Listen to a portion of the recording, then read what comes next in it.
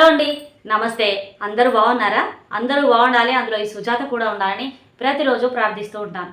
దోస్తులు, ఏంటి వీడియోలో ఈ రెండు జడలు ఏంటి, ఈ పువ్వులు ఏంటి అని చూస్తున్నారా? ఓకే, చెప్తున్నాను. ఎందుకంటే ఈ మధ్యలో నాకు అమ్మ ఎక్కువ గుర్తొస్తుందండి. అవును, చిన్నప్పుడు అమ్మ రెండు జడలు వేసి చక్కగా ఇంట్లో చాలా పూల చెట్లు ఉండేయండి. నిజంగా ఇంకా చిన్నప్పుడైతే బంతి పూలు కూడా పెద్ద మాల అల్లి పెట్టేదన్నమాట.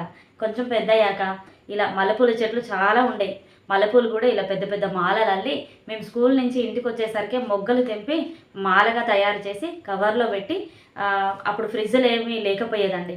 చక్కగా బట్టలు ఆరేసుకునేటువంటి తీగ ఉంటుంది కదా, దానికి పెట్టి ఆ కవర్ ముడేసేదనమాట. నైట్ అంతా బయట ఉండేవి. చక్కగా తెల్లారే వరకు అవి చాలా ఫ్రెష్గా ఉండేవి అనమాట. పొద్దున్నే రెండు జడలు వేసి ఇలా పూలు పెట్టేదనమాట. ఇది చెప్పడం వెనుక ముఖ్య ఉద్దేశం ఏంటంటే, దోస్తులు, అమ్మ జడలు వేస్తూ నాతో చెప్పినటువంటి మాటలు. అండ్ ఈరోజు నేటి కాలంలో నేను ఒక టీచర్గా ఆడపిల్లలకి, అంటే ఆడపిల్లలైనా అయి ఉండొచ్చు, మగపిల్లలైనా అయి ఉండొచ్చు, కానీ వాళ్ళు చేసేటువంటి యొక్క వాళ్ళకి తెలిసి తెలియని ఆ ఏజ్కి మా అమ్మ చెప్పినటువంటి ఆ పూర్వ జ్ఞానం ఉండడం వల్ల నేను వాళ్ళందరికీ కొన్ని మాటలు చెప్పడానికి వచ్చేసాను. అందుకని నేను రెండు జడలు వేసుకొని మీకు కనిపించాలి, ఇలా మాట్లాడాలి అని చెప్పేసి వచ్చేసాను. ఓకే, ఎవరికైనా ఇబ్బందిగా అనిపిస్తే క్షమించండి, కానీ వీడియో మొత్తం స్కిప్ చేయకుండా చూడండి.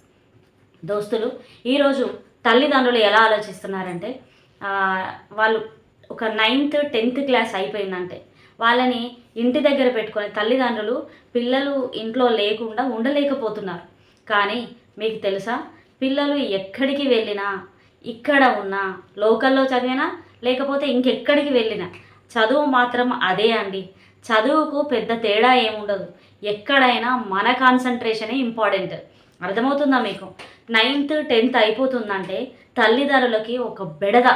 ఎలా, ఏం చేయాలి, ఎక్కడికి పంపించాలి, వాళ్ళని పంపించి మేము ఉండగలమా? పోనీ అక్కడ వెళ్ళిన దగ్గర ఎలా ఉంటుంది పరిస్థితి? మనం చూస్తూనే ఉన్నాం సోషల్ మీడియా వల్ల. ఎక్కడికైనా వెళ్ళినా కూడా అక్కడ సేఫా నాట్ సేఫా తెలియట్లేదు. పోనీ ఇంటి దగ్గరే పెట్టుకొని చదివిద్దామా అంటే ఇంటి దగ్గర కూడా చదివిద్దామంటే అసలు బాగాలేదు. ఇక్కడ ఎడ్యుకేషన్ ఇట్లా ఉంది, పిల్లలు ఇలా ఉన్నారు, మొత్తం యూత్ అంతా ఇంత ఇలా తయారయ్యారు అని తల్లిదండ్రులు చాలా బాధపడుతున్నారు. ఎన్నో ఖర్చు చేసి లక్షలు, 1 లక్ష కాదండి, ఒక ఇంటర్మీడియట్ అయిపోవాలంటే కనీసం 5 లక్షల ఖర్చు వస్తుంది. అయినా 5 లక్షలు వాడి మీద ఇప్పుడే ఖర్చు పెడితే అదే 5 లక్షలు వాడి భవిష్యత్తుకు ఉంటుంది కదా. కోర్స్ అమ్మాయి అయి ఉండొచ్చు, అమ్మాయి భవిష్యత్తుకు ఉంటుంది కదా. 5 లక్షలు స్టడీ కోసం ఖర్చు పెట్టాలంటే ఎంత పెయిన్ఫుల్ అనిపిస్తుంది. అయినా ఎందుకు పంపుతున్నారు మరి, ఇక్కడ లేదా ఆ ఎడ్యుకేషన్ అని నేను కొంతమందిని అడిగితే వాళ్ళు ఏం చెప్పారు తెలుసా? ఇంటి దగ్గర ఉంటే ఫ్రెండ్స్, ఆ ఫ్రెండ్స్ వాళ్ళకు సంబంధించినటువంటి పర్సనల్స్, అందులో వీడెక్కడ తలదూరుస్తాడో, అందులో ఈ అమ్మాయి ఎక్కడ తలదూరుస్తుందో అని చెప్పేసి, అదే మనము లక్షలు పే చేస్తున్నామని చూసుకోకపోతే, దూర ప్రాంతాలకి చదువు రీత్యా పంపించినట్లయితే అక్కడ మనం డబ్బులు పే చేస్తున్నాం, ఓకే, సేఫ్ ఉంటారు కదా. కాలేజీలో వార్డెన్స్ ఉంటారు, కాలేజీ నుంచి బయటికి పంపించరు, అవుటింగ్ అనేటువంటిది మనం వెళ్తేనే వాళ్ళు పంపిస్తారు అని చెప్పేసి డబ్బుకు చూసుకుంటే ఇది కరెక్ట్ ఏజ్ కదా. 9th 10th ఇంటర్మీడియట్ 2 ఇయర్స్ అనమాట. అంటే ఇంటర్ అయిపోయినాక డిగ్రీకి కొంచెమైనా మెచ్యూరిటీ వస్తుంది.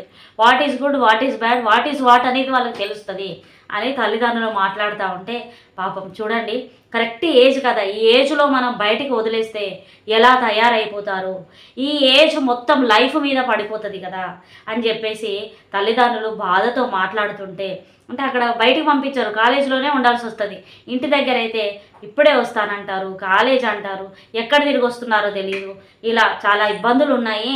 డబ్బుల కోసం చూసుకుంటే ఆ ఏజ్ని మనం ఎలా కట్టి పెట్టాలి అని చెప్పేసి తల్లిదండ్రులు బాధపడుతుంటే నేను ఈ వీడియో చేయాలని ఈ వేషధారణలో వచ్చేసానండి. అవునండి, అయితే అమ్మ చిన్నప్పుడు ఇలా జడలు వేసేటప్పుడు ఒక ఆడపిల్లకు, అంటే ఇప్పుడు నేను ఒక ఆడపిల్ల తల్లిగా చెప్తున్నాను, ఒక మగపిల్లవాడి తల్లిగా చెప్తున్నాను. ఇక్కడ ఒక ఆడపిల్ల తల్లి చెప్పకపోతే, మంచి మాటలు చెప్పకపోతే ఆ ఎఫెక్ట్ ఇంకొక మగపిల్లవాడి మీద పడవచ్చు.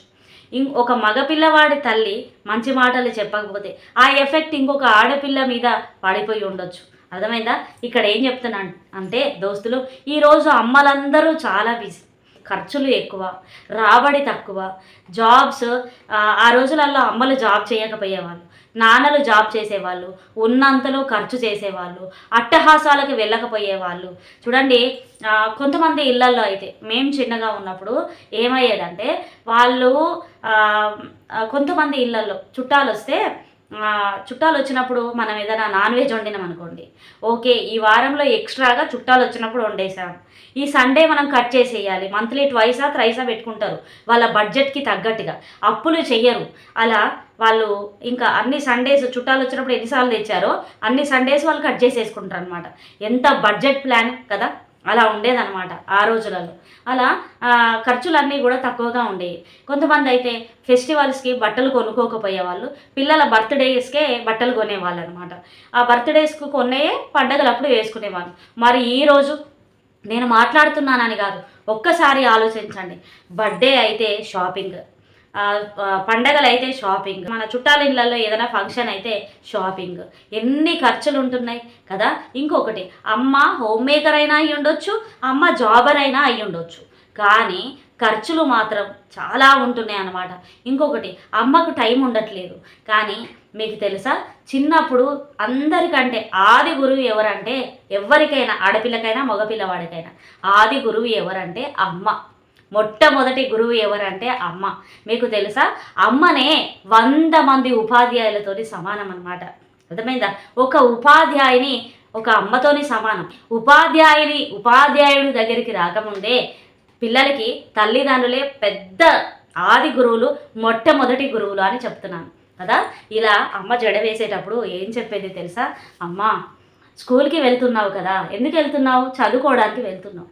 ఎవరైతే నీతో ఎక్కువ మాట్లాడడానికి ట్రై చేస్తున్నారో వాళ్ళతో మాట్లాడు, కట్ చేయకు, మాట్లాడు, కానీ ఎంత మాట్లాడాలో అంతే మాట్లాడు.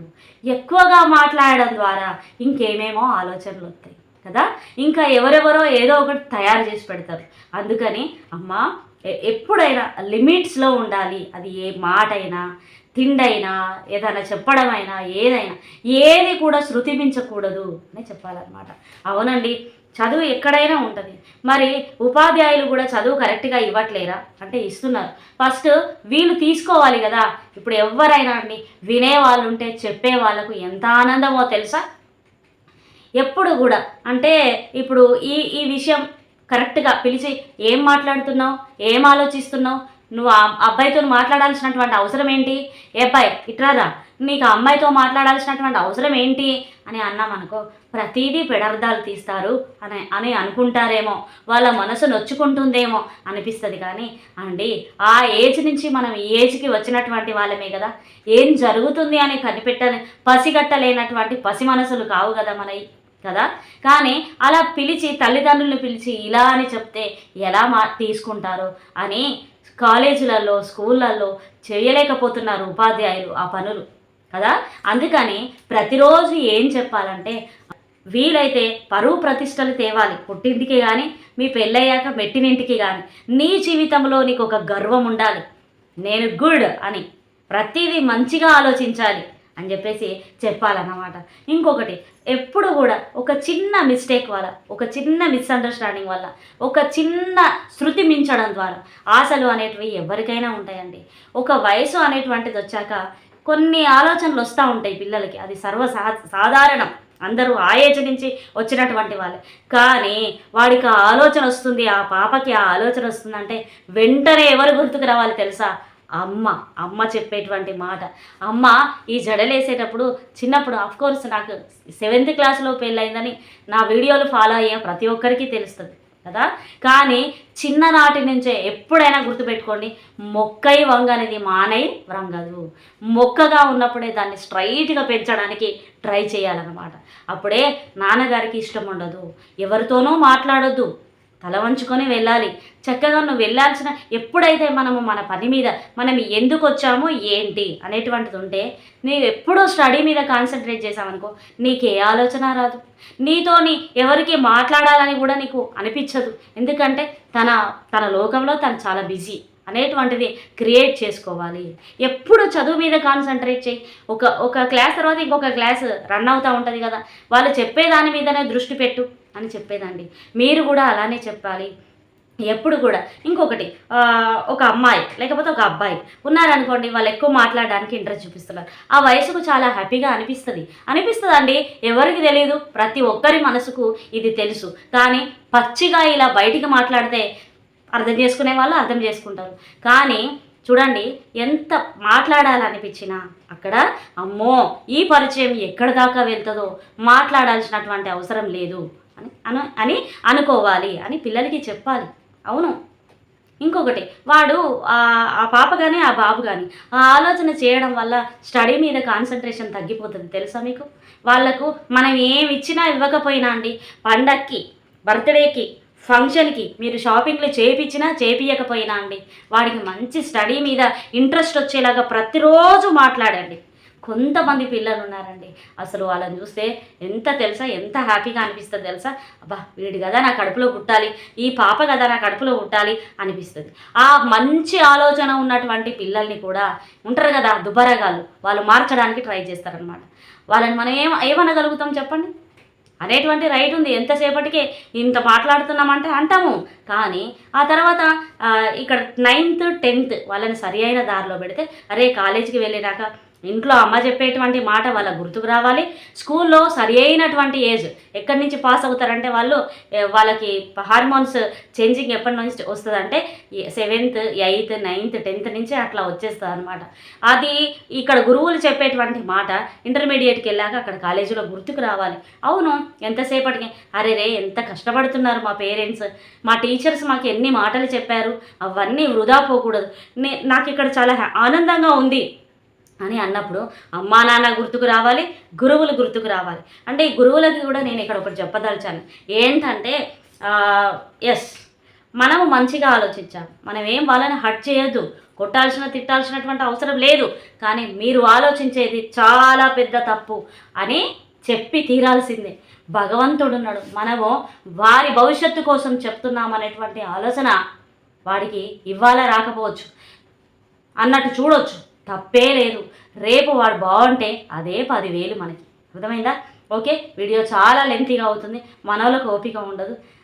అమ్మ చెప్పేటువంటి మాటలండి. అవునండి, 2 జల్లు వేస్తూ చక్కగా పూలు పెడుతూ, అసలు అమ్మ చెప్పినటువంటి మాటలు ఈ రోజుకి 40 సంవత్సరాలు వచ్చినా కూడా ఇంత హ్యాపీగా, ఇంత కరెక్ట్గా, ఇంత ఆనందంగా ఉన్నాము. అరే ఒక ప్రౌడ్ ఉంటుందండి, ఒక గర్వం ఉంటుంది. ఎస్, మనం అంటే మనం అంతే, మనల్ని మనం ప్రేమించుకోవాలి. మన గౌరవాన్ని మనం నిలబెట్టుకోవాలి. మనము ఇలా ఉన్నాము అంటే మనల్ని మనము ప్రౌడ్గా ఫీల్ అవ్వాలి. అట్లా ఉండాలండి. అమ్మ మాటలు కానీ, గురువుల మాటలు కానీ, నాన్న మాటలు కానీ, వాడి జీవితం అద్భుతంగా ఉంటుంది. ఏమున్నా లేకపోయినా కష్టపడి ఒక వృత్తి అనేటువంటిది, ఒక ఆలోచన మంచిది అయిందనుకోండి, వాడు లైఫ్ లాంగ్ వాడు బాగుంటాడండి. ఓకే, ఎక్కడైనా టంగ్ స్లిప్ అయితే క్షమించండి. తప్పకుండా ప్రతి ఒక్కరు లైక్ చేస్తారు. ఎవరికైనా నేను ఇలా రెడీ అయ్యి ఇబ్బంది పెడితే నన్ను క్షమించండి. Thanks for watching. Bye bye. కొత్త వాళ్ళు సబ్స్క్రైబ్ చేయండి.